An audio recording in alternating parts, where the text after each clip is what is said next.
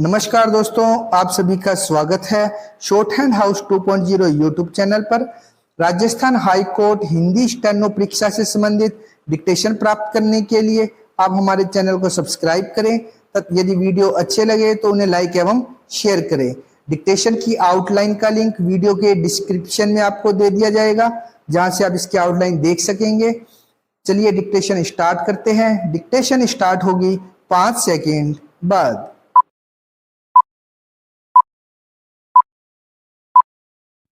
Start. Civil प्रक्रिया संहिता के आदेश 21 नियम 32 के प्रावधान पर एकमात्र दृष्टि दर्शित करती है कि वह डिक्री के प्रवर्तन के लिए वांछित की जाती है एवं निष्पादन उन्मोचन या डिक्री की संतुष्टि संबंधी पक्षकारों के बीच उत्पन्न होने वाले सभी प्रश्न संहिता की धारा 47 के क्षेत्र के अंदर आते हैं। आदेश 21 नियम 32 के अधीन एक आवेदन डिक्री के निष्पादन के संबंध में एक आवेदन है।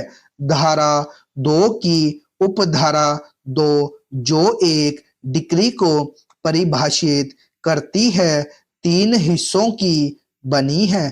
प्रथम भाग उल्लेख करता है कि वाद में पक्षकारों के अधिकारों पर न्याय निर्णयन डिक्रियां है। द्वितीय हिस्सा एक सम्मिलित परिभाषा है जिसके द्वारा कतिपय आदेश डिक्रियां होनी समझे जाते हैं। तृतीय हिस्सा आदेशों को विनिर्दिष्ट करता है जो एक डिक्री के तौर पर नहीं समझा जा सकता है, लेकिन द्वितीय अंश में कतिपय आदेशों के विनिर्दिष्ट सम्मिलन के लिए वे डिक्रियां नहीं हैं। उदाहरण के लिए एक वाद पत्र का अस्वीकरण एक डिक्री का अर्थ रखने के लिए पक्षकारों के अधिकारों पर न्याय निर्णय होना कभी नहीं कहा जा सकता है, लेकिन द्वितीय अंश में इसके विनिर्दिष्ट उल्लेख के लिए यह एक डिक्री नहीं है। उसी तरह से धारा 47 या धारा 144 के अंदर एक प्रश्न का निर्धारण सर्वसम्मति परिभाषा के अंदर आता है। बहुत खास शब्द जो सम्मिलित करने को समझा जावेगा संकेत करते हैं कि उनके सम्मिलित करने के लिए डिक्री नहीं होगी, अन्यथा कहने की कोई आवश्यकता नहीं है।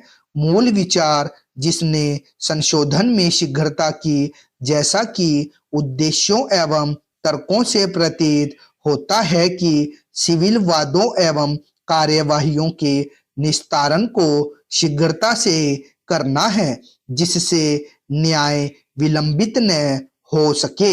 आशय मुकदमेबाजी को संक्षिप्त करने का है। यह संयुक्त कमेटी की रिपोर्ट से स्पष्ट है कि जब सिविल प्रक्रिया संहिता को संशोधित करने की विधि आयोग की संतुष्टियों पर आधारित बिल विनिर्दिष्ट किया गया था, कमेटी ने विचार व्यक्त किए कि सिविल प्रक्रिया संहिता में डिक्री की परिभाषा जो धारा 47 के अधीन किसी प्रश्न के निर्धारण को शामिल करता था, डिक्रियों के निष्पादन में विलंब के लिए मुख्यतया उत्तरदायी था एवं संकेत किया कि शब्द डिक्री धारा 47 के अधीन उत्पन्न होने वाले प्रश्न के निर्धारण को शामिल करने को उचित तौर से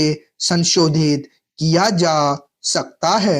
एक बृहत्तर सिद्धांत पर यह स्पष्ट है कि अपील का अधिकार एक गारंटी दिया गया या एक संवैधानिक अधिकार नहीं है।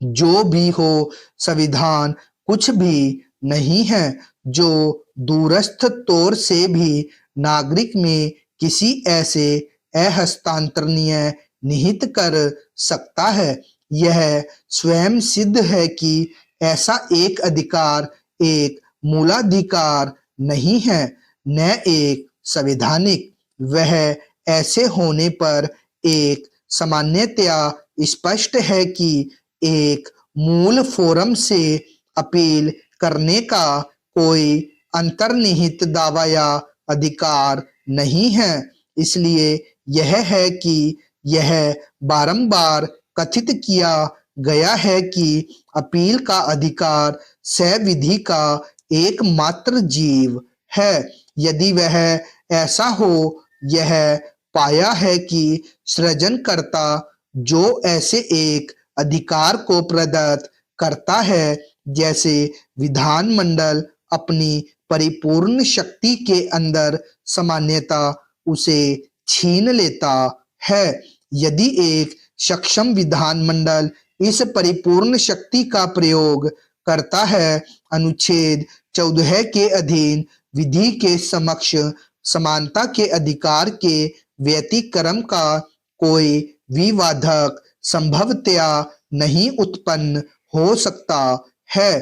अन्य सामान्यतया मूल आधार वाक्य लोकोक्ति में तत्व प्रस्तुत किया जाता है कि एक खास प्रक्रिया में किसी को अंतर्निहित या मूलभूत अधिकार नहीं है। स्टॉप।